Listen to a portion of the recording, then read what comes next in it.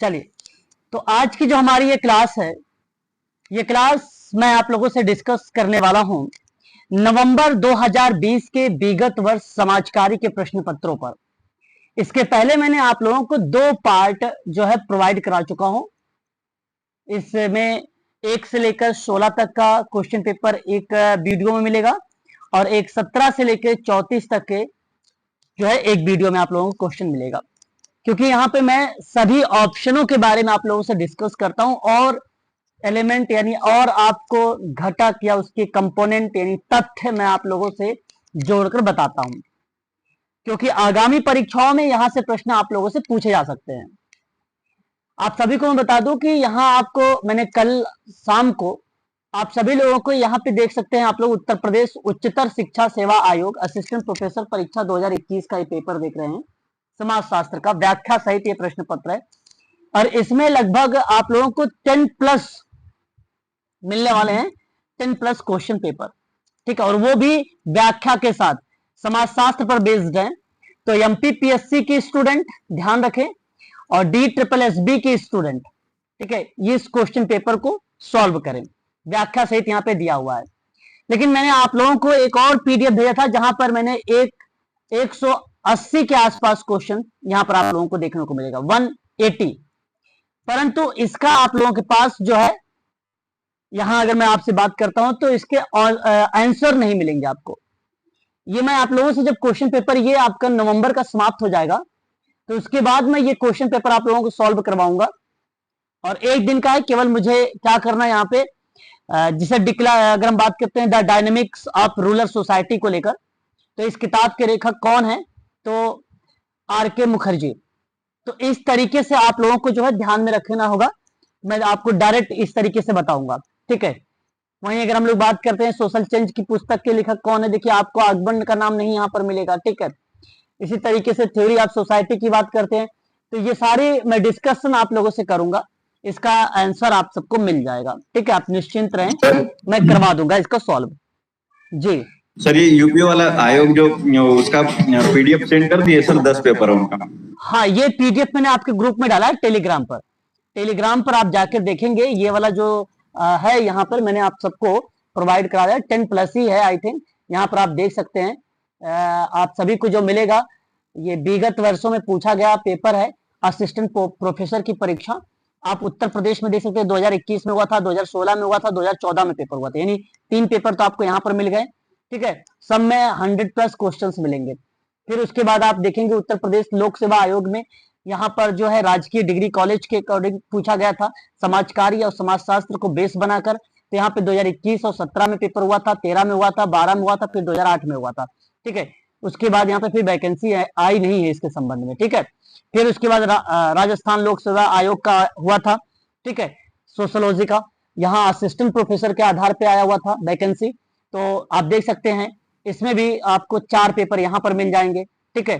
तो आप देख सकते हैं ऊपर जो है आपका यहाँ पर ये 5 है और ये 3, 5 3 8 हो गया आपका, और 8 और ये 4, यानी आपका 12 तो ऐसे ही हो गए। फिर उसके बाद अगर मैं बात करता हूँ तो आगे देखिए ये 13 नंबर का उत्तराखंड का है, ये मध्य प्रदेश ये 14 नंबर का है, छत्तीसगढ़ का है ये 15। छत्तीसगढ़ का 2 बार हुआ था, 2016 2014 में। तो यानी आप यहाँ पे देख सकते हैं 16 क्वेश्चन पेपर ये हो गए। हरियाणा के हुआ था 17। अब 70 × 100 कर लीजिए तो कुल टोटल आपको 1700 क्वेश्चन यहाँ पर मिल जाएंगे, ठीक है, इस पीडीएफ में, ठीक है। तो ये पूरी पीडीएफ सेंड कर दीजिए। हाँ हाँ, ये पूरी पीडीएफ है, इसके नीचे व्याख्या भी, एक्सप्लेनेशंस भी है, आप सभी लोग यहाँ पर देख सकते हैं, ठीक है। थोड़ी सी लंबी फाइल है इसकी, ठीक है, आपका लगभग 300 MB के आसपास की आएगी फाइल, ठीक है। वो चीजें आपको यहाँ पर मिल जाएंगी। आगे बढ़ते हैं और आप लोग डिस्कस करने वाले हैं क्वेश्चन पेपर पर, चलिए, ठीक है, यहाँ पर, ठीक है। तो ध्यान से सुनिए, संसाधन जुटाने में क्वेश्चन नंबर 35 है, संसाधन जुटाने में निम्नलिखित में से कौन से कौशल अनिवार्य हैं, ये आपके सामने सवाल है। अच्छा, शाम की क्लास आप सबकी 7 to 8 है और सोशल पॉलिसी के अंतर्गत मैं बात कर रहा हूं, आज इसके आगे बढ़ूंगा, ठीक है, जो कि DSSB और UGC नेट के लिए बहुत इंपॉर्टेंट क्लास होगी 7 to 8 वाली, ठीक है। क्योंकि इस समय मैं वो चीजें बता रहा हूं आप लोगों को 7 to 8 में जो परीक्षा में आप लोगों को देखने को मिलेंगी, ठीक है। आज 31 तारीख है, कुल मिलाकर 17 से 18 दिन आपके पास बचे हैं, यानी 18 तारीख को तो एग्जाम ही है, यानी मान के लिए 17 दिन बचे हुए हैं आपके पास। ठीक है, तो जरा बताइए, संसाधनों की पहचान करने का कौशल होना चाहिए क्या इसमें? कौशल कौन सा अनिवार्य होना चाहिए जब भी आपको संसाधन रिसोर्सेज वगैरह जुटाना होता है, तो उस कंडीशन पर तो आप कहिएगा कि संसाधनों का आइडेंटिफाई। देखिए, जब तक आप नीड या आवश्यकता को सेवार्थी को नहीं पहचानेंगे, तब तक आप उसके आधार पर संसाधन को जुटा नहीं पाएंगे। तो संसाधन को पहचान करने के कौशल आपके पास होने चाहिए कि जो आपने रिसोर्सेज वहां पर लिया है वो किस गोल्स में यूज होगा। ये इंपॉर्टेंट पॉइंट है, तो इसलिए पहला वाला पॉइंट आपका सत्य है। ठीक है, अनिवार्य है ये कौशल। फिर परियोजना प्रस्ताव तैयार करने का कौशल होता है, यानी प्रोजेक्ट प्रस्ताव तैयार करने का कौशल, यानी आपको उसके आधार पे प्लानिंग मेथड्स, विधियां, प्रिंसिपल्स वगैरह भी लागू करना होगा। तो परियोजना प्रस्ताव तैयार करने का कौशल भी आपके अंदर होना चाहिए, जो कि संसाधन जुटाने के लिए ये कौशल अनिवार्य माना जाता है, परियोजना प्रस्ताव तैयार करने के लिए। तो आपका बी वाला पॉइंट भी आपका सही रहेगा। सी कहता है देशी संसाधनों का पता लगाने का कौशल होना चाहिए। बिल्कुल, यहां पर अगर मैं आपसे बात करता हूं, देशी संसाधनों मतलब होता है कि जैसे घर में अगर आपके पास कार्ड बचा हुआ है और भी कोई ऐसे अनयूज जो मटेरियल होते हैं, पेपर वगैरह होते हैं, उसको आपको यूटिलाइज कर लेना है, उपयोग में लाना है, कौशल के रूप में या संसाधन जुटाने के रूप में उसको प्रयोग में लाना है, तो वो देशी संसाधनों का बोला जाता है। इसको देशी संसाधन मतलब कम खर्चीला हो।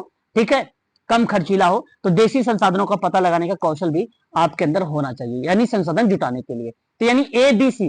केवल नगदी, देखिए एक ट्रिक मैं आपको बता दूं, ध्यान दीजिएगा, जब कभी भी ऑप्शन में केवल शब्द आए और हमेशा शब्द आए, ये बेसिकली हमेशा जो है गलत होते हैं, इसको एलिमेंट कर दिया करें। कभी कभी केवल वाला ऑप्शन सही चला जाता है और हमेशा वाला भी सही चला जाता है। ठीक है, लगभग ये 10% में रहते हैं अपवाद के रूप में। फिलहाल वो प्रश्न के बेस्ड पर बताता है, प्रश्न के बेस्ड पर। तो यहां पे देखिए, संसाधन जुटाने के लिए निम्न में से कौन से कौशल अनिवार्य होते हैं? कहता है केवल नगदी संग्रहण की क्षमता होनी चाहिए, जो कि ये पॉइंट आपका एलिमेंट हो जाएगा, ये नहीं है। तो यहां अगर मैं आपसे बात करूंगा तो केवल ऑप्शन ए बी सी वाला आपका सत्य जाएगा, जैसा कि ऑप्शन नंबर 3 में दिया हुआ है। ठीक है, आगे बढ़ेंगे। क्वेश्चन नंबर 36 नंबर का सवाल आपके सामने है। यहां देखिए, अंतरोपण एक शब्द मेंशन किया गया है, उसके बाद आप देख रहे हैं समाज अन्वेषण, फिर समस्या समाधान प्रतिमान, फिर कार्य केंद्रित प्रतिमान जो है लिखा हुआ है। देखिए, इस सवाल को आप सभी लोग अच्छे से ध्यान रखिएगा, परीक्षा के लिए इंपॉर्टेंट है, जब बेसिकली प्रश्न बनता है फैक्ट के रूप में तब। ठीक है, तो यहां अगर मैं इसकी बात करता हूं तो इम्प्लेंशन बोला जाता है, इसको इनप्लांटेशन इसको कहा जाता है, इनप्लांटेशन इसको बोला जाता है, अंतरोपण को कहा जाता है। सोशल रिसोर्सेज कह लीजिए या सोशल एक्सप्लोरेशन कह लीजिए, तो एक्सप्लोरेशन शब्द बड़ा इंपॉर्टेंट होता है, क्योंकि ये समाज को एक्सप्लोरेशन से ही रिलेट कराया हुआ क्वेश्चन है। प्रॉब्लम सॉल्विंग मॉडल है, ये बात आप सबको पता है। फिर उसके बाद वर्क क्लाइंट, या आप ये भी कह सकते हो टास्क क्लाइंट सेंट्रल है या एक मॉडल है, ये शब्द भी आप यहां पर मेंशन कर सकते हैं। जैसा कि आप सामाजिक समस्या समाधान का जो प्रतिमान है वो एच पल्लामेन का है, सन 1957 में, ये आप सभी लोगों को पता है। कार्य केंद्रित में अगर मैं आप लोगों से बात करता हूं, जो कि टास्क पर बेस्ड है, ये उस क्रिया में आप लोग को ये भी चीजें पता है कि विलियम रीड का नाम आता है। किसका नाम आता है? टास्क सेंट्रल में विलियम रीड का नाम आता है। बहुत इंपॉर्टेंट क्वेश्चन है ये आप सबको जो है ध्यान में रखना होगा। ठीक है, वर्क सेंट्रल इसको जो है बोला जाता है, इस चीज को। इतनी बातें एक बार आप सभी लोग बताइए, क्या आपको समझ पाए हैं आप लोग? एक बार स्पष्टीकरण करिए। कार्य केंद्रित प्रतिमान समझ पा रहे हैं? कार्य केंद्रित प्रतिमान क्या होता है? यहाँ पे टास्क बेसिकली फोकस किया जाता है, जो कार्य होता है उस पर बेसिकली यहाँ पर जो है फोकस किया जाता है, इसलिए यह आपका जो होगा विलियम रीड का आएगा। और देखिए, अंतरोपण एक शब्द यहां पर आप लोग देख रहे हैं। अंतरोपण में अगर हम बात करते हैं, जस्सी ट्राफ्ट का नाम आता है। देखिए, यहां अंतरोपण और साथ ही साथ एक और शब्द आता है हमारे सामने, परीक्षा में हम लोगों ने ये भी देखा होगा, कार्यात्मक अभिगम को लेकर। कार्यात्मक अभिगम को बढ़ावा देने में अपनी अगर कोई भूमिका निभाते हैं तो उस संबंध में जस्सी ट्राफ्ट का नाम आता है। ठीक है, जस्सी ट्राफ्ट का नाम आता है। तो इस कंडीशन में अगर मैं आप लोगों से बात करता हूं तो जो जवाब होगा अंतरोपण को लेकर, अंतरोपण को लेकर तो उस कंडीशन में इसे कहा जाएगा जिससे प्राप्त का नाम। अच्छा, इसकी मैंने आप लोगों को बताया भी है कि इसका मीनिंग भी क्या होता है ना। ये एक प्रकार से एम्ब्रोलॉजी के अंतर्गत हम लोग इसको पढ़ते हैं, ठीक है, इस अध्यारोपण शब्द को। अच्छा, ये होता क्या है, इस चीज को भी जानना अत्यंत आवश्यक है आप सभी लोगों के लिए। मेरी आवाज स्पष्ट है, एक बार क्लियर करिएगा तो मैं आप लोगों को बताता हूं प्लीज। हेलो,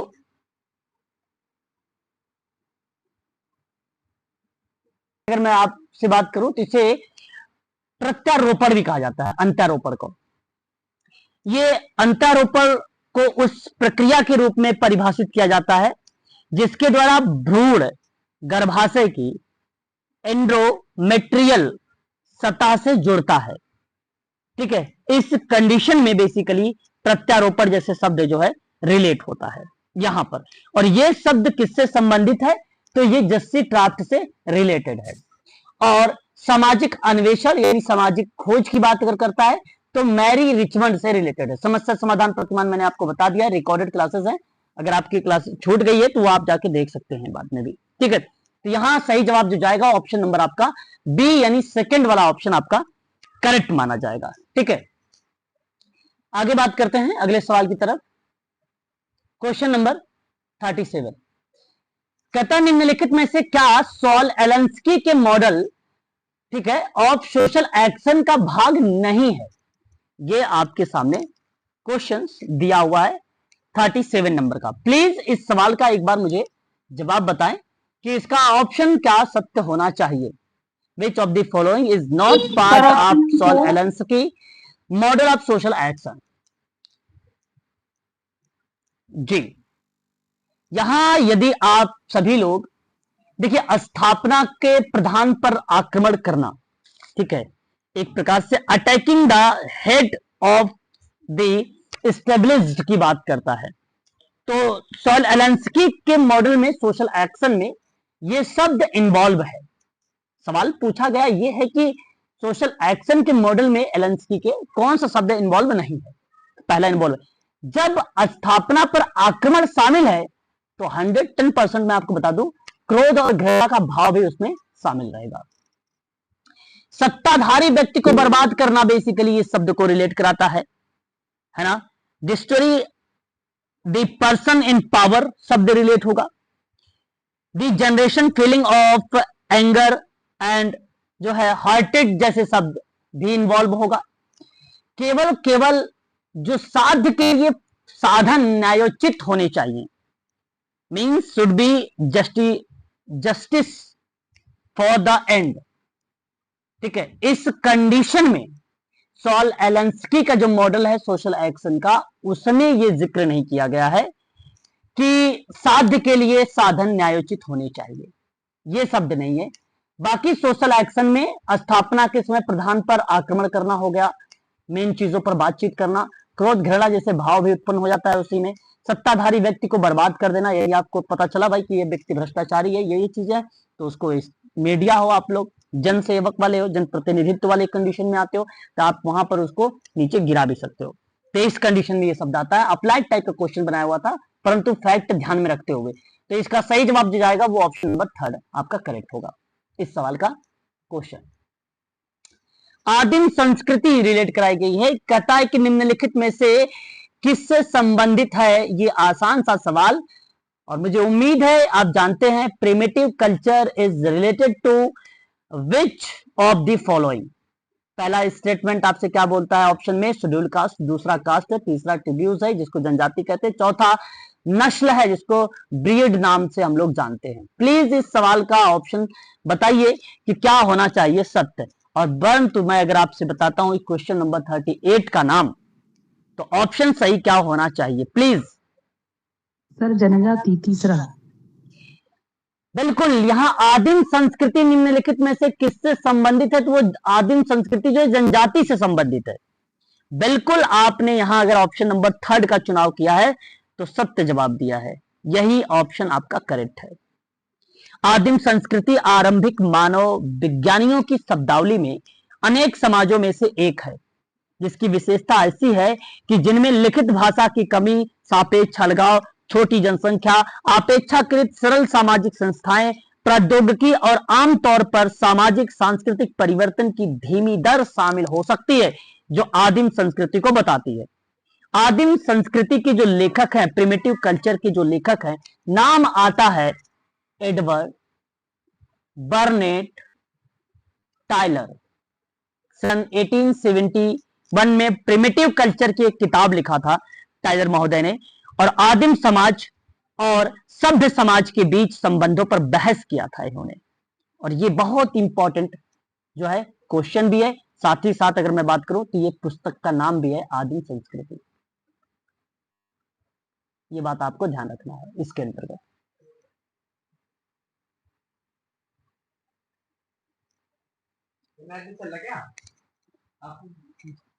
मानव विकास सूचकांक HDI निम्नलिखित में से किसका तुलनात्मक मापन है? Please sir ABC।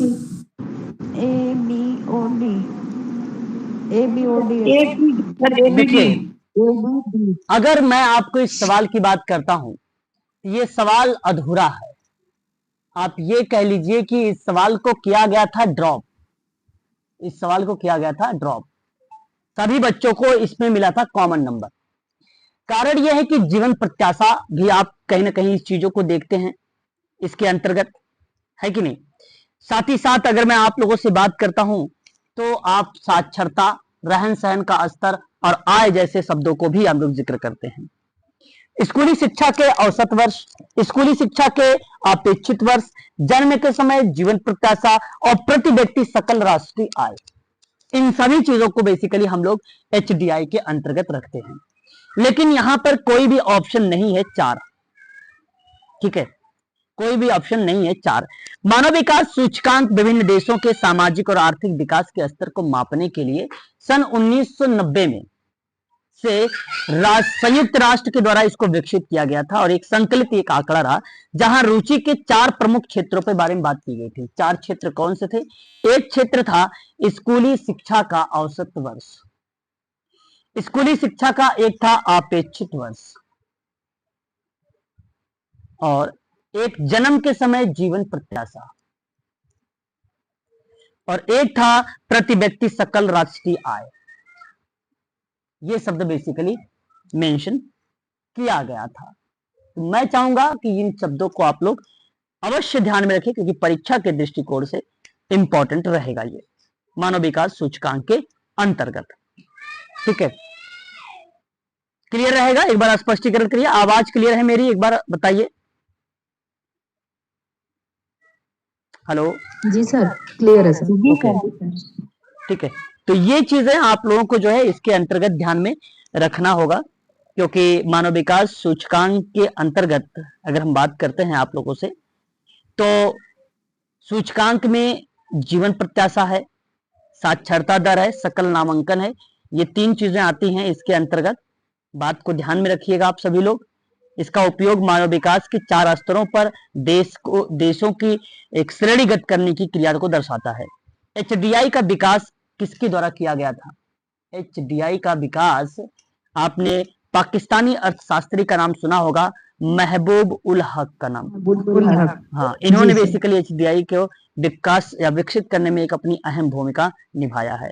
ठीक है, तो इस कंडीशन के आधार पर अगर मैं आप लोगों से बात करता हूं, तो यहां जो जाता है ऑप्शन इस प्रश्न का, वो कॉमन है, सभी बच्चों को कॉमन नंबर मिले थे, इसलिए आप लोगों को ये पॉइंट भी ध्यान में रखना होगा जो मैंने अभी आप लोगों को बताया है। 2024 के अनुसार अगर मैं आप लोगों से बात करता हूं या 2023 के आधार पर बात करता हूं, तो मानव विकास सूचकांक बेसिकली भारत में कौन सा स्थान है? तो ध्यान रखने वाली बात यह है कि 134वें स्थान पर है। ये इंपॉर्टेंट पॉइंट है मानव विकास रिपोर्ट के अंतर्गत 2023 और 24 के अंतर्गत। ठीक है, ये आपको ध्यान रखना है। भारत वैश्विक मानव विकास सूचकांक में 134वें स्थान पर है, जबकि स्विट्जरलैंड पहले स्थान पर है। पहले स्थान पर कौन है? स्विट्जरलैंड है। मानव विकास रिपोर्ट वर्ष में कब, कौन से वर्ष में जारी किया गया था? तो वह वर्ष आपको ध्यान रखना होगा सन 90 में। ठीक है, मानव विकास रिपोर्ट संयुक्त राष्ट्र विकास कार्यक्रम के द्वारा, बेसिकली अगर मैं बात करता हूँ यूएनडीपी के द्वारा जो है मानव विकास रिपोर्ट यूएनडीपी के द्वारा इसको किया गया था प्रकाशित। इसमें मैंने आपको 4 बातें बताई हैं। एचडीआई के समग्र सूचकांक में 4 संकेत बताए हैं। जीवन के समय जीवन प्रत्याशा, सतत विकास लक्ष्य का आप अगर बात करेंगे थर्ड वाला तो वहां पर वो रिलेट होगा। स्कूली शिक्षा के अपेक्षित वर्ष सतत विकास की अगर बात करेंगे तो उसमें भी ये चीजें शामिल हो जाएगी। स्कूली के शिक्षा के औसत वर्ष को लेकर और राष्ट्रीय आय को लेकर भी चीजें शामिल की गई हैं। ये बात आपको यहाँ पर भी ध्यान में रखना होगा। ठीक है, इसके अंतर्गत चलिए आगे बढ़ते हैं और इसी क्रम में हम लोग और भी चीजों को देखेंगे।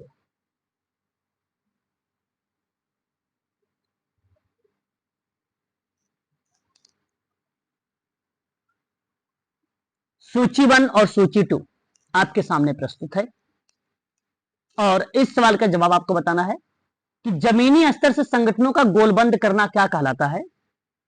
तो मुझे उम्मीद है कि आप सभी लोग इसका जवाब दे सकते हैं। समाज की वकालत कहलाता है। आप क्या कर रहे हैं वहां पे, समाज की वकालत कर रहे होते हैं ऐसी कंडीशन पर। दूसरा, समाज के आधारभूत मूल्यों में परिवर्तन करना। आप इसे समाज सुधार कहेंगे क्योंकि ये परिवर्तन को रिलेट करता है कि नहीं, इसलिए आपका समाज सुधार जाएगा। जन समस्याओं के जन समाधान की अगर हम लोग बात करते हैं तो यहां आपका सामाजिक क्रिया होगी क्योंकि जन समस्याओं के जन समाधान हो रहा है। समग्र समाज की अगर विकास की बात करते हैं तो वह शब्द आ जाता है किसका, सर्वोदय सबका। सबका उदय, सबका विकास। सर्वोदय भारत का पुराना आदर्श है। हमारे ऋषियों ने गाया है, सरोपी जो है सरोपी सुखीन संतु। सर्वोदय शब्द ही बेसिकली एक ऐसा शब्द है जहां कहा जाता है सबका उदय सबका विकास। सर्वोदय शब्द में अगर हम बात करते हैं किसकी देन है तो सार्वभौमिक उत्थान के लेकर या सभी की प्रगति को लेकर या समग्र समाज के विकास को लेकर इस शब्द का निर्माण सर्वप्रथम मोहनदास गांधी जी के द्वारा जॉन रस्किन की राजनीतिक अर्थव्यवस्था पर आधारित पुस्तक अनटू दिस लास्ट सन 1908 में जो अनुवादित किया गया था उसी पर यह बेस्ड था। और जॉन रस्किन की पुस्तक से बड़े प्रभावित हुए थे महात्मा गांधी जी। आपने एक नाम सुना होगा सर्वोदय समाज के संस्थापक का नाम, आपने नाम सुना होगा सर्वोदय आंदोलन का नाम। तो ध्यान रखिएगा, सर्वोदय आंदोलन की शुरुआत विनोबा भावे ने की थी और जो महात्मा गांधी के सिद्धांतों का पालन करते हुए अहिंसा और मानवाधिकार के प्रमुख समर्थक बने। सार्वभौमिक उत्थान या सभी की प्रगति, इस आंदोलन का लक्ष्य अहिंसक तरीके से सामाजिक और आर्थिक समानता पर था। ठीक है, भारत के एक अन्य प्रमुख नेता जयप्रकाश नारायण भी सर्वोदय आंदोलन से जुड़े हुए थे।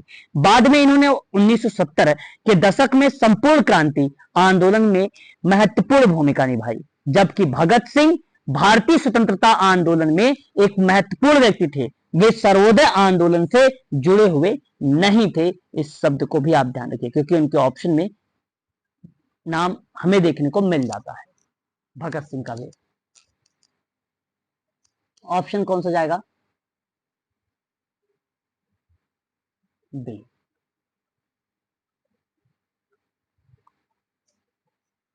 यानी सेकंड।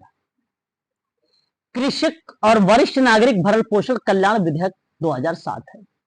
निम्नलिखित में से किसकी पहल की है, यह सवाल आपके सामने फैक्ट पर बेस्ड है। ध्यान रखिएगा, ये सभी प्रश्न इंपॉर्टेंट है। बताइए इस सवाल का जवाब क्या होना चाहिए। आपके सामने क्वेश्चन प्रस्तुत है। Farmer and senior citizen, farmer and senior citizen maintenance and welfare bill 2007 is an initiative of which of the following. यानी आपको बताना है निम्नलिखित में से किसकी पहल है। तो इस सवाल का जवाब बेसिकली अगर मैं बात करता हूं सामाजिक न्याय और अधिकारिता मंत्रालय है। क्या है, सामाजिक न्याय और अधिकारिता मंत्रालय है, उसी पर ये जो है प्रश्न बेस्ड है। तो सही ऑप्शन इसका जो जाने वाला है वो ऑप्शन नंबर आपका होगा ए, सॉरी डी। कौन सा ऑप्शन होगा, डी।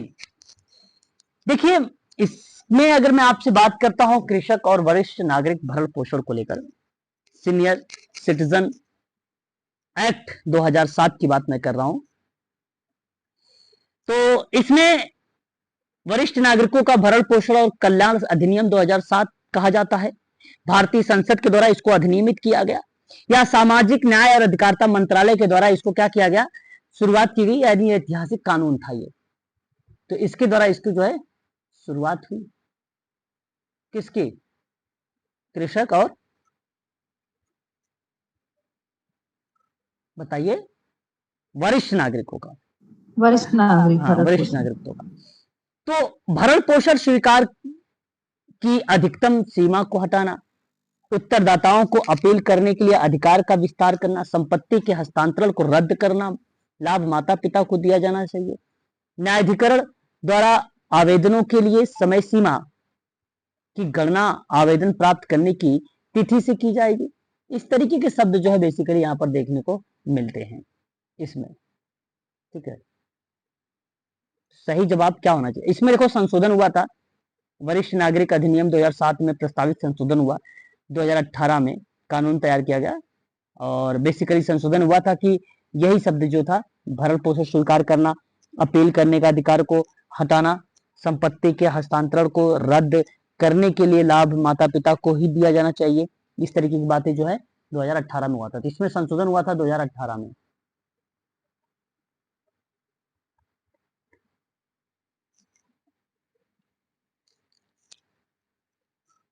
बताइए, क्लियर है? जी सर। ओके, अगले क्वेश्चन की तरफ चलेंगे। सेवार्थी कार्य संबंध के सिद्धांत, देखिए क्लाइंट और कार्य के बीच के संबंधों का सिद्धांत बताया जा रहा है आपके सामने। आसान सवाल है, एक बार ऑप्शन भी देख लीजिए आप सभी लोग, इसका ऑप्शन कौन सा करेक्ट होना चाहिए। Second. Sir ABCD sir. Sir सभी लग रहे हैं वैसे। आप कह रहे हैं सभी लग रहे हैं, ओके। यदि यहां आपने कार्य और सेवार्थी के संबंध का सिद्धांत बता रहे हैं, तो व्यक्तिकरण का सिद्धांत इन्वॉल्व है, नियंत्रित का भावनात्मक संबंध का इन्वॉल्व है, स्वीकारता इन्वॉल्व है, गोपनीयता इन्वॉल्व है, यानी सभी इन्वॉल्व है। ए बी सी डी, यानी ऑप्शन नंबर आपका जो जाने वाला है वो सेकंड जाने वाला है, सेकंड ऑप्शन आपका करेक्ट है ना।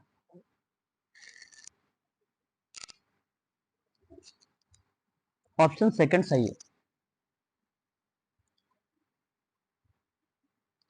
भारतीय संविधान के किस अनुच्छेद में प्रसूति राहत का उपबंध किया गया था, यह आपके सामने क्वेश्चन दिया गया है।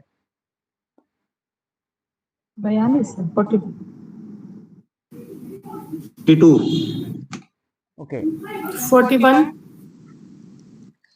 यहां सही जवाब बेसिकली जो जाने वाला है वह ऑप्शन आपका 42 होगा।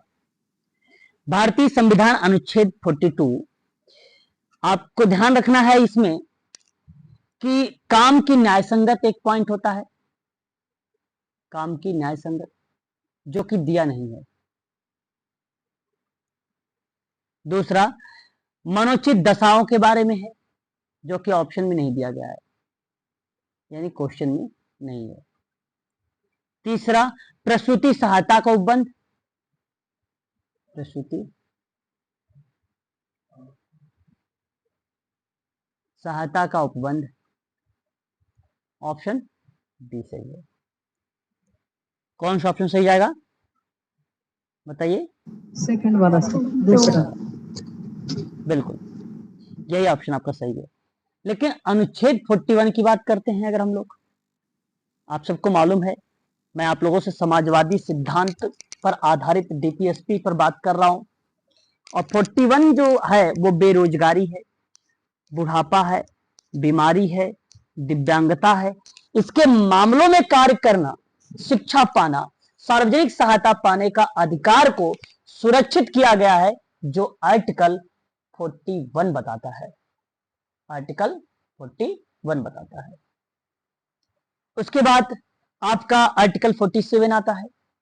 47 आपसे कहता है कि लोगों के पोषण स्तर और जीवन स्तर को ऊपर उठाना और सार्वजनिक स्वास्थ्य में सुधार लाना आर्टिकल 47 बताता है। आर्टिकल 43 राज्य के सभी कामगारों के लिए निर्वाह योग्य मजदूरी और एक उचित जीवन स्तर सुनिश्चित करने का प्रयास करेगा, वह अनुच्छेद बताता है 43। तो बेसिकली इस सवाल का सही ऑप्शन जो जाएगा वह ऑप्शन नंबर आपका बी वाला सत्य रहेगा, जो कि प्रसूति सहायता के उपभोग के बारे में बताया गया है। ठीक है, और ये सभी जो यहां पर मेंशन किए हुए हैं सभी समाजवादी सिद्धांत पर आधारित है।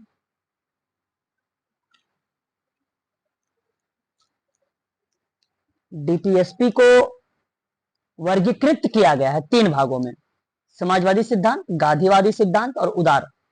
ठीक है, तो ये समाजवादी के अंतर्गत आता है।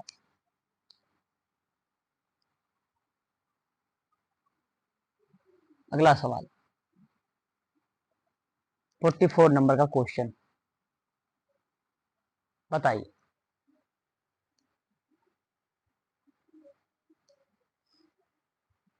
प्रति 100 यानी प्रतिशत। प्रति 100 भाग करने का मतलब यही होता है प्रतिशत। अब देखो डी का 3 कहां पे है, जिसमें डी का 3 है वो ऑप्शन सही है, यानी आपका ऑप्शन जो जाएगा वो थर्ड वाला सही होगा। तीसरा हाँ, अब परिवर्तित और विस्तारित परास कहलाता है रेंज। संपूर्ण के सापेक्ष तुलना का विचारणीय संख्या समानुपात होती है और एक दूसरे के सापेक्ष जिनके आकेरों को इंगित करने वाली 2 या अधिक संख्याओं की तुलना, जो कि अनुपात रेशियो में आता है। आसान बहुत था क्वेश्चन ये वाला।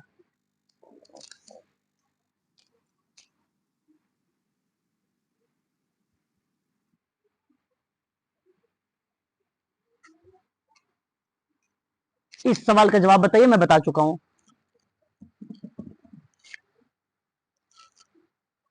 Question number 45 D sir. व्यक्तिगत समाज कार्य में प्रकारात्मक उपागम का विकास किसने दिया है? डी कह रहे हैं आप। ऑटो रैंक ने दिया है सर। ओके, सही जवाब प्रकारात्मक अभिगम हो या उपागम हो, इसका विकास ऑटो रैंक का नाम आता है। ठीक है, प्रकारात्मक उपागम का विकास ऑटो रैंक ने किया है। ध्यान देने वाली बात यहां अगर मैं आपसे जिक्र करता हूं ऑटो रैंक के बारे में, तो ये इंपॉर्टेंट बात है कि मनोविश्लेषक के साथ साथ दार्शनिक और लेखक भी रहे हैं ऑटो रैंक महोदय। ये बड़े करीबी रहे हैं सिगमंड फ्रायड के, बहुत ही बड़े, अगर हम बात करें विद्वान हैं जिन्होंने सिगमंड फ्रायड के थ्योरीज में मदद भी किया था कार्यों को लेकर। ऑटो रैंक का नाम। ठीक है, तो इनका ये जो बेसिकली प्रभावित हुए हैं, सिगमंड फ्रायड से प्रभावित हुए हैं, कार्ल जंग से प्रभावित हुए हैं, जस्सी ट्राप से प्रभावित हुए हैं, कार्ल रोजर से प्रभावित हुए हैं, पॉल गुडमैन से प्रभावित हुए हैं, ठीक है, रोलो से प्रभावित हुए हैं और इरविन यालोम से प्रभावित हुए हैं। ये सारी चीजें जो है यहां पर देखने को मिलेंगी। ठीक है, तो इसका सही जवाब क्या होना चाहिए? Auto rank. ठीक है, ऑटो रैंक ने फ्रायड के साथ मिलकर कार्य किया है। ठीक है, ये बात ध्यान रखिएगा, फ्रायड के साथ है मिलकर काम किया इन्होंने, ऑटो रैंक ने। द ट्रॉमा ऑफ बर्थ प्रकाशित किसने किया है? 1966। Sorry 1924 auto rank.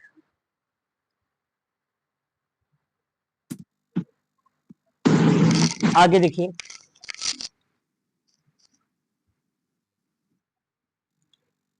सामुदायिक संगठन की प्रक्रिया के निम्नलिखित चरणों को सुव्यवस्थित कीजिए।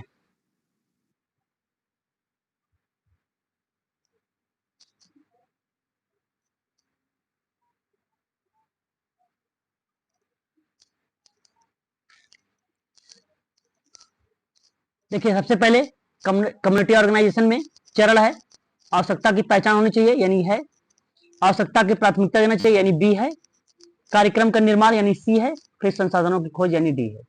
ए बी सी डी यही होना चाहिए कि संसाधनों खोज के बाद निर्माण होगा ना, खोज के बाद निर्माण होगा, पहले डी फिर सी, पहले खोज होगी फिर उसके बाद निर्माण होगा। ठीक है, तो ए बी डी सी होगा आपका पहला ऑप्शन सही।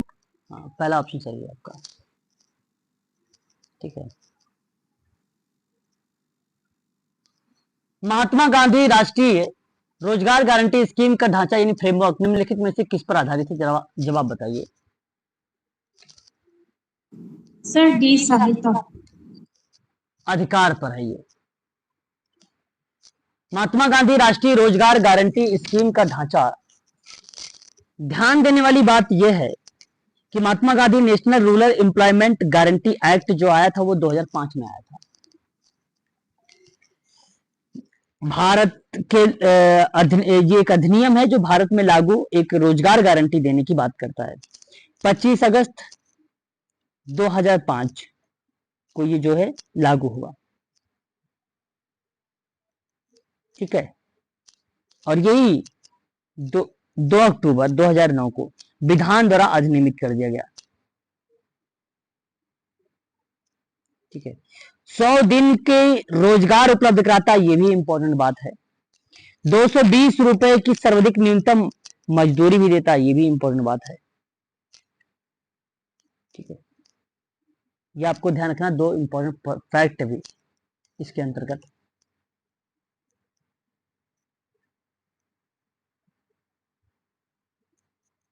चलिए बताइए, आवाज क्लियर मेरी?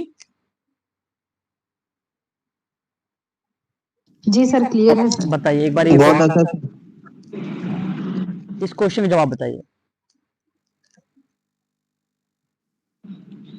विशेष शिक्षा सर, वेलफेयर सर्विस के ओके। अंतर्गत आता है सर। निम्नलिखित में से क्या कल्याण सेवा के क्षेत्र के अंतर्गत आता है? कल्याण के अंतर्गत, वेलफेयर सर्विसेज के अंतर्गत आता है। यदि आपने यहां पर विशेष शिक्षा को रखा है, स्पेशल एजुकेशन को रखा है, तो बेटर है ऑप्शन नंबर बी। व्यवसायिक शिक्षा आपका कल्याण सेवा का पार्ट नहीं है, उच्चतर या हायर एजुकेशन भी नहीं है, ना ही तकनीक शिक्षा भी है। केवल स्पेशल एजुकेशन जो होता है वो कल्याण सेवा बेसिकली मेंशन करता है। देखिए, विशेष बच्चों को पढ़ाने के लिए विशेष शिक्षक की आवश्यकता होती है।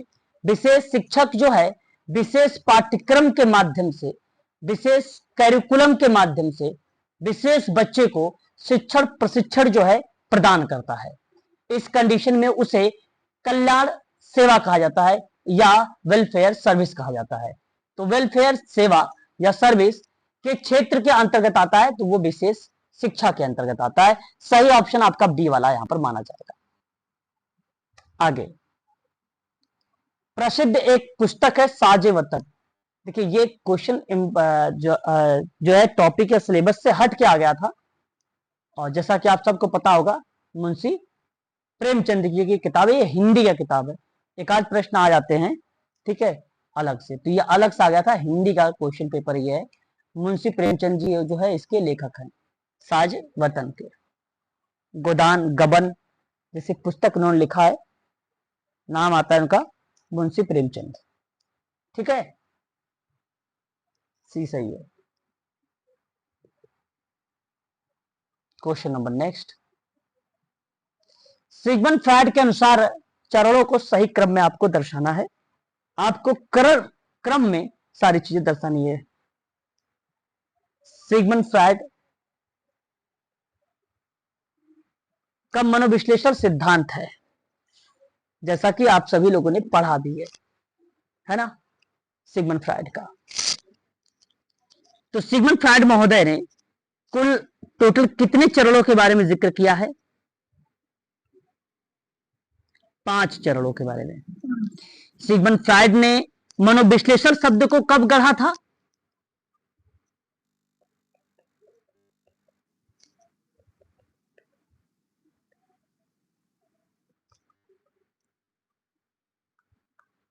1896 में गढ़ा था। यह आपको ध्यान रखना है। सिगमंड फ्रायड के अंतर्गत सिगमंड फ्रायड ने अपने सिद्धांत में चेतना के 3 स्तर भी बताए हैं, अचेतन, पूर्व चेतन, चेतन, ईगो, सुपर ईगो और इद जैसे शब्दों के बारे में भी बताया है इन्होंने, है कि नहीं? सुना होगा आप लोगों ने। जी सर। जी सर। ठीक है। और सिगमंड फ्रायड ने ही, अगर मैं आपसे बात करता हूं तो इन्होंने अवस्था यानी चरण के बारे में भी बताया है।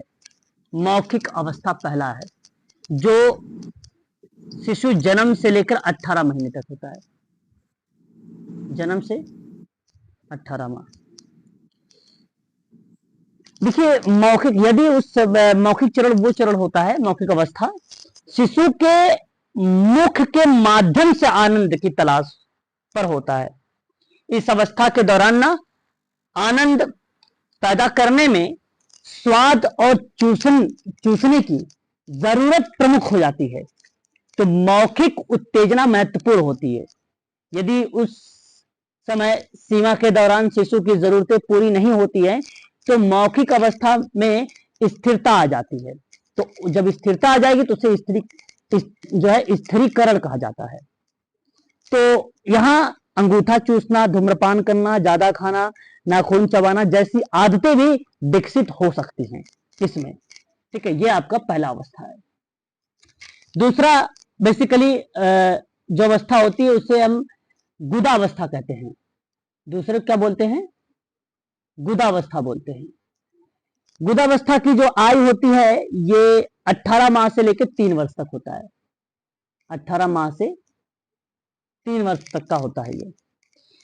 इस अवस्था में शिशु जो होता है आनंद प्राप्ति के केंद्र आत्र और मूत्रस्राव में स्थित होते हैं। माता पिता इस समय अवधि के दौरान शौचालय प्रशिक्षण और आत्र नियंत्रण पर अधिक बल देते हैं। ठीक है, तो इस कंडीशन को बेसिकली ये दर्शाया जाता है गुदावस्था में। तीसरा आपका आ जाता है यहां पर लैंगिक अवस्था। लैंगिक अवस्था, इसे फैलिक स्टेज भी कहा जाता है। इसी अवस्था में इलेक्ट्रा और ओडिपस कॉम्प्लेक्स पाया जाता है। जो ओडिपस पाया जाता है, ओडिपस कॉम्प्लेक्स जो पाया जाता है वो लड़कों में पाया जाता है, बॉयज में, और एक जो है इलेक्ट्रा कॉम्प्लेक्स पाया जाता है। ये कॉम्प्लेक्स जो है लड़कियों में पाया जाता है, यानी गर्ल्स में पाया जाता है। गर्ल्स पिता के प्रति स्नेह को दर्शाती है, बॉयज माता के प्रति स्नेह को दर्शाता है। तो उस कंडीशन में ये कॉम्प्लेक्स एक ग्रंथि है जिसको हम ओडिपस और इलेक्ट्रा ग्रंथि के नाम से जानते हैं। तीसरी स्टेज में पाया जाता है। इसकी आयु 3 साल से शुरू होती है, 6 वर्ष तक चलती है। 3 से 6 वर्ष, ये बात आपको ध्यान रखना है इस अवस्था का नाम में। फैलिक स्टेजेस में संवेदनशीलता जननांगों में केंद्रित हो जाती है। हस्त मैथुन दोनों लिंगों में आनंद का एक नया स्रोत बन जाता है। बच्चा शारीरिक लिंग अंतर के बारे में जागरूक हो जाता है, जो ईर्ष्या और भय के संघर्ष को गति देता है। तो सिगमंड फ्रायड ने यहां पे तब जाके इलेक्ट्रा और ओडिपस ग्रंथि के बारे में जिक्र किया था। एक आता है काम प्रस्तुति अवस्था, चौथे नंबर पर, जिसे विलंबित अवस्था भी कहा जाता है, चौथा अवस्था को। यह अवस्था 6 से लेकर 11 वर्ष तक के चलती है। 6 वर्ष से लेकर 11 वर्ष तक की चलती है। इस अवस्था में तरुणाई अवस्था आप लोगों ने सुना होगा, यूनिट नंबर 2 में पढ़ा होगा, मैंने आपको बताया है। तरुणाई, सॉरी थर्ड में, यूनिट नंबर 3 में तरुणाई अवस्था। तो तरुणाई अवस्था बेसिकली यौवन अवस्था को दर्शाता है। तो इस अवस्था के दौरान शरीर का कोई भी आनंद चाहने वाला क्षेत्र नहीं होता है। इसके बजाय अगर मैं आपसे बात करता हूं, ठीक है, तो सभी यौन भावनाएं दमित हो जाती हैं। इस प्रकार बच्चे सामाजिक कौशल विकसित करने और साथियों और परिवार के साथ बातचीत के माध्यम से आराम पाने में सक्षम होते हैं तो उसे काम प्रसूति अवस्था कहा जाता है। एक लास्ट अवस्था होती है जननांगी या जननांग अवस्था। मनोलैंगिक विकास का अंतिम अवस्था होती है, ये 11 वर्ष से शुरू होती है, यौवन तक चलती है, यानी यौवन आप कह सकते हो 18 वर्ष तक, 11 से लेकर 18 वर्ष तक ये चलती है। आयु में वयस्कता तक पहुंचने तक, अगर हम 18 वर्ष तक की बात कर रहे हैं, आयु में वयस्कता तक पहुंचने पर यह समाप्त हो जाती है। यौवन की शुरुआत एक व्यक्ति से दूसरे विपरीत लिंग के प्रति गहरी रुचि को दर्शाता है। ये यदि कोई व्यक्ति मनोलैंगिक अवस्था में से किसी में भी स्त्रीकरण का अनुभव नहीं करता तो एक बार जब वह जननांग अवस्था में पहुंच जाता है तो वह एक संतुलित इंसान के रूप में विकसित हो जाता है, तो वह जननांगी अवस्था कहलाती है। तो इस बात को आप सभी लोग ध्यान रखिएगा, क्रम में लगाइएगा A C B D E, A C B D E. Option third sir. Third sir. A C B D E सही जवाब ऑप्शन नंबर आपका यहां पे जो गया है वो क्वेश्चन नंबर 50 का सी गया है, यानी थर्ड। क्वेश्चन नंबर नेक्स्ट, निम्नलिखित में से कौन सा सामुदायिक उपागम एमजी रॉस का नहीं है? कॉन्वेंट का मतलब एक प्रकार से निर्दिष्ट शब्द को रिलेट कराता है, तो विशिष्ट, सामान्य और प्रक्रिया, तो मुर्रे जी रॉस का तो नाम आता है जहां आप विशिष्ट और सामान्य और प्रक्रिया को शामिल कर सकते हो, लेकिन सामाजिक योजना निर्माण कोई भी उपागम नहीं है, ना ही ये रोथमैन का है, ना ही ये HY सिद्दीकी जी का है। इसलिए ऑप्शन नंबर आपका डी करेक्ट होगा यहां पर। अगला क्वेश्चन, प्रेक्षण का अर्थ क्या बताया था, एक बार फिर बता दीजिए। निर्दिष्ट शब्द होता है, निर्दिष्ट शब्द होता है कॉन्वेंट का मतलब। अगला सवाल आपके सामने, और सवाल है क्वेश्चन नंबर 52, और प्रश्न आपसे बोला जा रहा है प्रेक्षण के बारे में। प्रेक्षण का अर्थ देखना है आप लोगों को, और वो भी किस प्रक्रिया में? निम्नलिखित के साथ चीजों को देखा जा सकता है प्रेक्षण के अर्थ में। देखिए, मुझे उम्मीद है आप सबको मालूम है, प्रेक्षण का मतलब होता है देखना, यानी ऑब्जर्वेशन करना, यानी निगरानी करना। अब आप सब बताइए, आपको क्या देखना है, क्या निगरानी करना है? निम्नलिखित के साथ चीजों को देखना है। किन चीजों को पर आप लोग जो है जिक्र करेंगे? किसी सजीव प्राणी जैसे मानव द्वारा अपने सेंसेस यानी इंद्रियों के द्वारा, अथवा किसी अन्य आर्टिफिशियल यानी कृत्रिम उपकरण जैसे बहुमापी द्वारा बाह्य जगत का ज्ञान प्राप्त करने को हम लोग ऑब्जर्वेशन कहते हैं, जिसको हम लोग प्रेक्षण बोलते हैं। तो इसमें एक पॉइंट है पक्षपात के साथ, दूसरा पॉइंट है अनेक प्रयोजन के साथ, तीसरा है बिना किसी प्रयोजन के साथ, चौथा है महत्वपूर्ण चर्चा के साथ, और पांचवा है जो है संरचना की समझ स्थापित करने के लिए। तो ये आपके सामने प्रश्न दिए गए हैं, ऑप्शन में भी आप यहाँ पे देख सकते हैं, आपके सामने प्रस्तुत किए गए हैं A D B E, और उसके बाद आपका A C, फिर A B C D दिया हुआ है। तो सही जवाब इस प्रश्न की अगर मैं बात करता हूं प्रेक्षण को लेकर, तो देखिए अनेक प्रयोजनों के साथ आपका ऑप्शन यहाँ पे करेक्ट हो जाएगा। पक्षपात के साथ तो काम करेंगे नहीं प्रेक्षण में, सिंपल सी बात है भाई, आप समझ सकते हो, बिना किसी प्रयोजन से कोई कार्य होता ही नहीं, इसलिए प्रेक्षण तो होगा ही नहीं। महत्वपूर्ण चर्चा को बात यहाँ पर रख सकते हैं साथ में, अभी थोड़ा सा सोचेंगे इस पर, और संरचना की समझ स्थापित करने के लिए। तो यहां पर अगर मैं बात करता हूं आप लोगों से, प्रेक्षण देखो, अगर मुझे कुछ बनाना है, कोई स्ट्रक्चर या कोई ढांचा बनाना है, तो मैं प्रेक्षण करूंगा, तो मैं ऑब्जर्वेशन या देखूंगा या निगरानी जो करूंगा, तो यानी इसका मतलब है कि संरचना वाला सही है। और अनेक प्रयोजन के साथ अगर मान लीजिए कोई आप विभिन्न प्रकार की एक्टिविटी करना चाहते हो, तो उसके लिए भी आपको प्रेक्षण करना पड़ेगा, निगरानी करनी पड़ेगी, इसका मतलब है कि ये बी और आपका ई है। डी महत्वपूर्ण चर्चा के लिए भी प्रेक्षण होता है। अगर किसी चीज पर अगर आपको डिस्कशन करनी है, परंतु आंशिक रूप से कहिएगा, यहां पे पूर्णता के रूप में ऑप्शन डी को ना रखेंगे।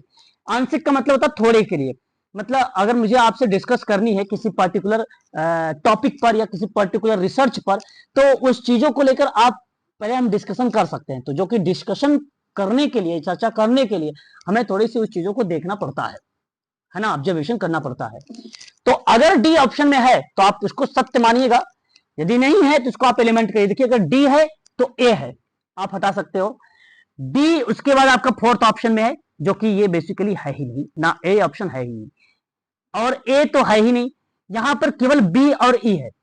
अगर यहां पे डी भी ऑप्शन में होता तो भी सही होता, लेकिन डी जो है वो आंशिक रूप से सत्य है। आंशिक का मतलब होता कम, आंशिक रूप से सत्य है।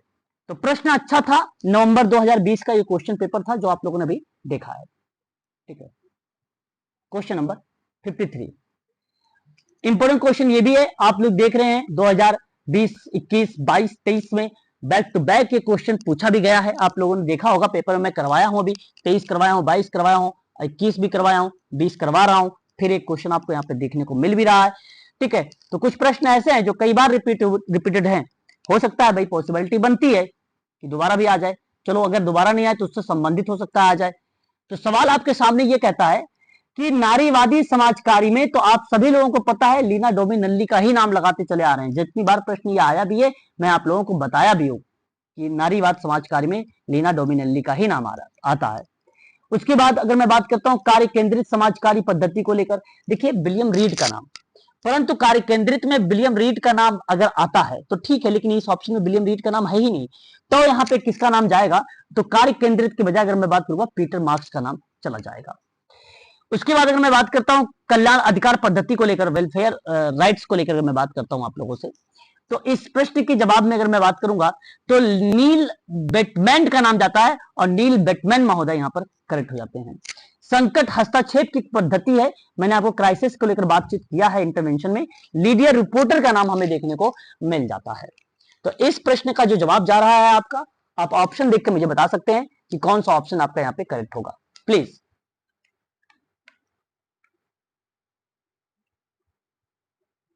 Second. Option second sir. Second. दूसरा। यदि आपने दूसरे का जवाब दिया है तो आपने करेक्ट जवाब दिया है, ऑप्शन नंबर सेकंड करेक्ट है। अगला सवाल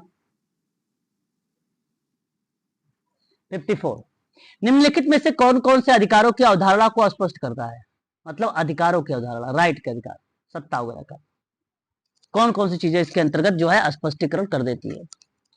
देखिए, नैतिक और सामाजिक रूप से सही अथवा न्याय संगत उचित व्यवहार करोगे तो यह अधिकारों की अवधारणा को स्पष्ट कर रही है, पहला सही है। न्यायोचित दावे को औचित्य के रूप में दर्शा रहे हैं अगर आप, तब भी ये कंडीशन आपका करेक्ट मान लिया जाएगा। औचित्य का मतलब समझते हैं क्या होता है प्लीज? No sir. चलिए फिर समझिए, औचित्य का मतलब मीनिंग, उपयोगिता आप सभी लोगों को मालूम होगा, उचित भाव आपको मालूम होगा, न्यायोचित दावों का उचित तरीके से या उचित भाव के परिप्रेक्ष्य में या उपयोगिता के परिप्रेक्ष्य में शब्द रिलेट होता है औचित्य। यूजेबल चीजों को हम लोग औचित्य कहते हैं। तो ये चीजें इन्वॉल्व होता है। और विधिक अथवा नैतिक रूप से अध्यर्थ वस्तु, अध्यर्थ वस्तु जानते हैं क्या होता है? अध्यर्थ जानना जरूरी है। सबसे पहले यह कि अध्यर्थ होता क्या है। अगर अध्यर्थ नहीं पता होगा तो आप बता ही नहीं पाएंगे फिर तो इस शब्द को भी। ठीक है, अध्यर्थ वह वस्तु जिस पर अधिकार जताया जाए, वह वस्तु नैतिक रूप से जिस पे आपकी संपत्ति अगर आपके नाम है तो आप उस वस्तु पर, अपनी संपत्ति पर आप अपना अधिकार जता सकते हैं। आपका सेल फोन है, आप अपने सेल फोन पर अपना अध्यर्थ, आपका वो क्या, आपके लिए वो अध्यर्थ वस्तु है, आप उस पे अपनी वस्तु पर अपना अधिकार जता सकते हैं। तो यहां पे कहने का मतलब जो अध्यर्थ शब्द है वह वस्तु जिस पर अधिकार जताया जाए, तो वैधिक और नैतिक रूप से उस वस्तु पर अपना अधिकार जताया जा रहा है, यानी क्लेम। अध्यर्थ मतलब यानी क्लेम। तो इस कंडीशन में आपका ये भी पॉइंट सही हो जाएगा। अधिकार क्या उदाहरण भाई, जब क्लेम, तभी अगर बाइक वगैरह खो जाती है, अगर इंश्योरेंस वगैरह होते हैं तभी तो क्लेम करते हो आप लोग। तो इसका मतलब है कि विधिक और नैतिक रूप से आपने उसका पालन किया है। तो आपका सी और बी और ए सही जा रहा है। निर्धारित समुच्चय, समुच्चय का मतलब जानते हैं? समुच्चय, please. Set, sir group. Set, group, बिल्कुल बिल्कुल बिल्कुल सही बात, सेट या ग्रुप। तो निर्धारित समुच्चय का अनुपालन करने के लिए लोगों को बाध्य करना, मतलब देखो भाई, लोगों को आप क्या कर रहे हो? बाध्य कर रहे हो। यह उचित नहीं है, ये उचित नहीं है। अधिकारों की अवधारणा में ये उचित होगा कि आप लोगों को बाध्य कर दो? नहीं, नहीं। गलत है। तो ए बी सी को लगाइए और ऑप्शन नंबर 4 की तरफ जाइए। Option number 4 is the right answer. Question number next. एक वर्ष से कम आयु के शिशु, सॉरी, एक वर्ष से कम आयु के बालक की मृत्यु को क्या संज्ञा दी जाती है? Very very most important question, but इस सवाल थोड़ा सा टफ था, लेकिन इसका आंसर बताया गया है आयोग के द्वारा। मैं भी बताऊंगा आप लोगों से। पहले एक बार आप लोग बताइए। सेकंड। शिशु मृत्यु दर। अच्छा, आप सभी नवजात शिशु ऑप्शन 4 नवजात शिशु मृत्यु दर। बिल्कुल, अगर आपने ऑप्शन में डी को लगाया है, नवजात शिशु को, तो यह आपका करेक्ट ऑप्शन माना जाएगा। ठीक है, देखिए यहां अगर मैं बाल मृत्यु दर की बात करता हूं तो चाइल्ड मोर्टेलिटी रेट होता है ये। शिशु मृत्यु दर की बात करता हूं तो इन्फेंट मोर्टेलिटी रेट होता है ये। वहीं अगर हम लोग जब बात करते हैं पोस्ट नेटल मोर्टेलिटी रेट को, तो पोस्ट का मतलब होता है बाद में, प्रसव के बाद, और जो new born infant mortality rate होता है उसको नवजात बोलते हैं हम लोग, है ना। सरल है। फिलहाल मैं सबके बारे में एक एक लाइन में बताना आप लोगों को उचित समझूंगा। देखिए, आप सभी लोगों के सामने यहां पे चाइल्ड मोर्टेलिटी रेट बेसिकली दिखाई दे रहा है। इस संबंध में आप किस तरीके से इसको रिप्रेजेंट करेंगे, ये जान लेना आप लोगों के लिए अत्यंत आवश्यक है ना। और मैं चाहूंगा कि इसके बारे में आप सभी लोग याद भी रखें, क्योंकि परीक्षा के लिए बहुत इंपॉर्टेंट है ये। तो मृत्यु दर यहां पर पहले वाले का, मृत्यु दर वर्ष में होने वाली मौतों की संख्या और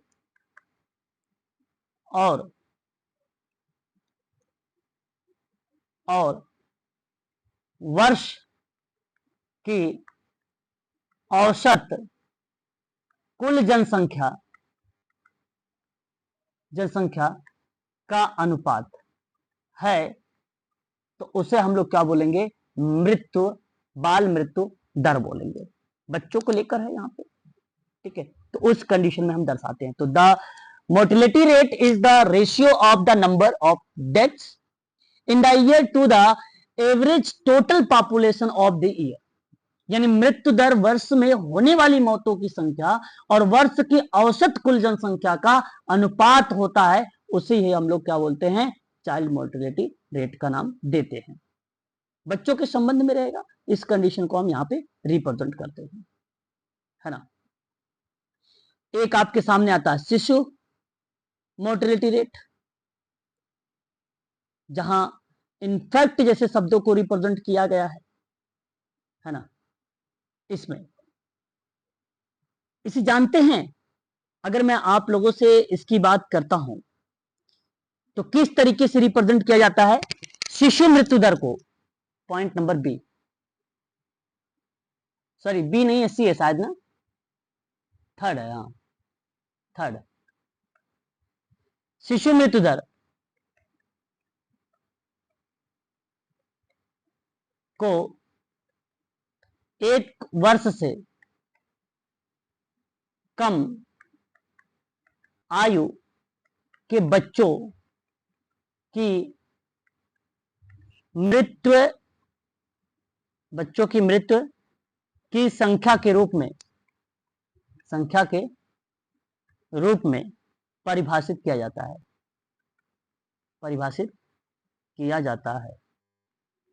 तो यहां आप कह सकते हो कि 1000 जीवित जन्मों पर व्यक्त किया जाता है। अच्छा, अब जाहिर सी बात है 1000 जीवित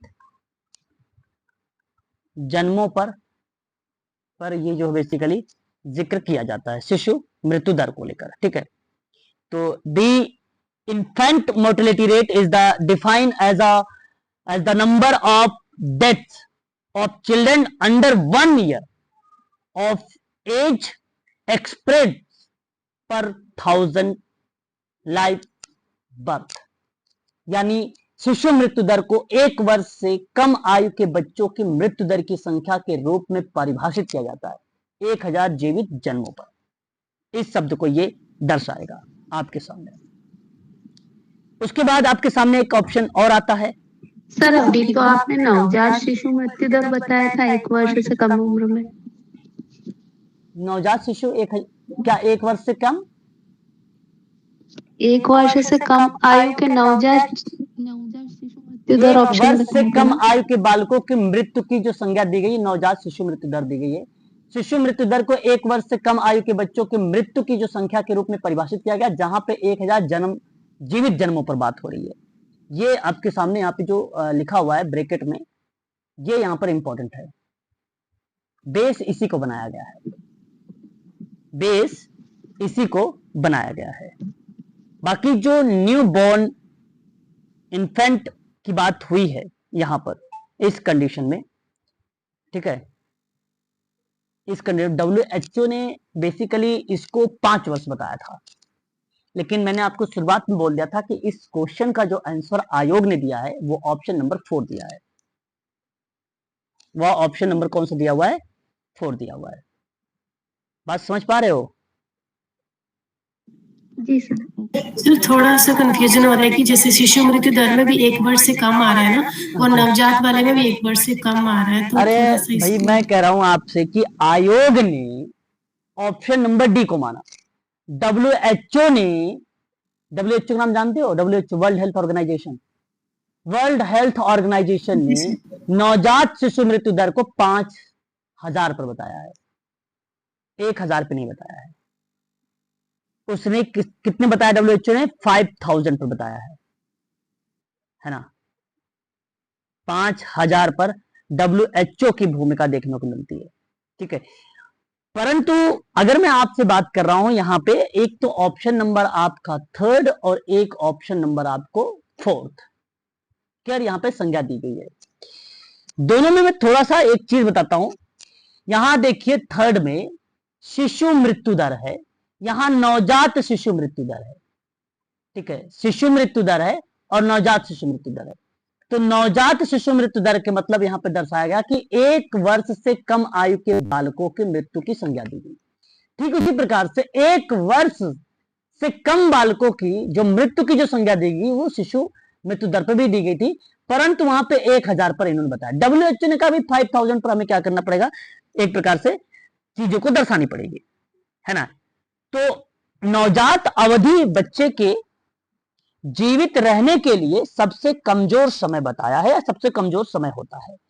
बच्चों को जीवन के पहले महीने में मरने का सबसे ज्यादा जो जोखिम होता है उस कंडीशन, पहले महीने का, हालांकि यहां पे महीना मेंशन ही नहीं किया, तो सवाल महीना मेंशन करता तो आप एग्जैक्ट कर देते कि नवजात शिशु मृत्यु दर ही है, क्योंकि वर्ष मेंशन किया इसने। लेकिन मैं जो महीना बता रहा हूं आप लोगों को, माह जो शब्द यूज कर रहा हूं वो नवजात शिशु मृत्यु दर में यूज होता है। ये बात अपनी कॉपी पर नोट करके लिख लीजिए यहां पे।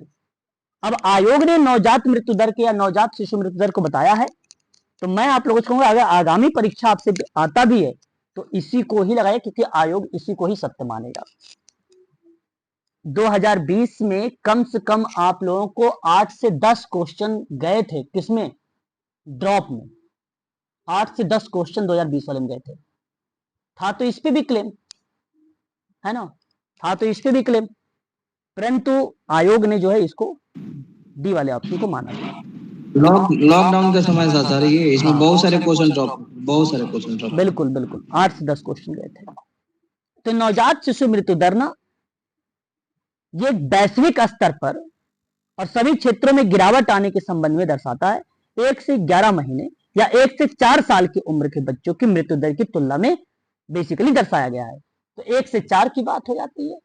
इस कंडीशन को पर्टिकुलर इसको देना चाहिए था, इस क्वेश्चन को। क्वेश्चन बेसिकली अधूरा को रखा, लेकिन आयोग ने यहां पर डी माना। तो कंफ्यूज मत होइए, 5000 WHO को रखिए, माह को अगर ध्यान रखिए तो नवजात शिशु को मृत्यु दर में ध्यान रखिए, और कम से कम अगर 1 वर्ष की बात कर रहा है तो शिशु मृत्यु दर को ही आप लगाइए, वो आपका ऑप्शन सही जाएगा। फिर अगर नहीं है तो ऑप्शन में एक और ऑप्शन देख लीजिए आप सभी लोग, पोस्ट नियोनेटल के बारे में।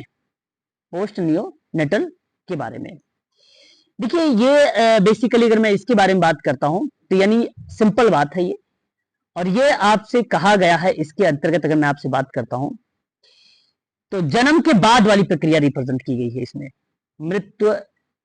मातृ मृत्यु दर का मीनिंग को दर्शाते हुए इसने दर्शाया है। गर्भावस्था या प्रसव के दौरान होने वाली जो जटिलता है, उसके कारण होने वाली जो मौत होती है, उसमें दर्शाया है यहाँ पे प्रसव के बाद मृत्यु दर।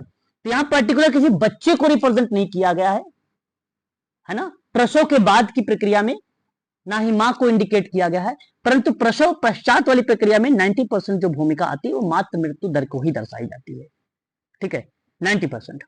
तो इसलिए प्रसव के बाद की बातें यहाँ पे दर्शाई गई है। ठीक है, तो मैं चाहूंगा इस शब्द को भी आप लोग यहाँ पर ध्यान में रखें। ठीक है, तो इस प्रश्न का जवाब ऑप्शन नंबर आपका 4 करेक्ट होगा। ठीक है, तो आज के लिए अभी के लिए इतना ही रखिए। शाम को एक क्लास आपकी 7 to 8 है और एक 8:30 to 9:30 है। बस 2 क्लासेस हैं, आपको मिल जाएंगी शाम को। ठीक है, शाम को क्लासेस चलेंगे अपनी निर्धारित समय पर। क्लियर रहेगा? एक बार स्पष्टीकरण करिए। ठीक है सर। चलिए फिर ठीक है, शाम को मिलते हैं हम सभी लोग। ओके, ये पीडीएफ मैं अभी आपको शेयर कर रहा हूँ। ठीक है, व्हाट्सएप पर।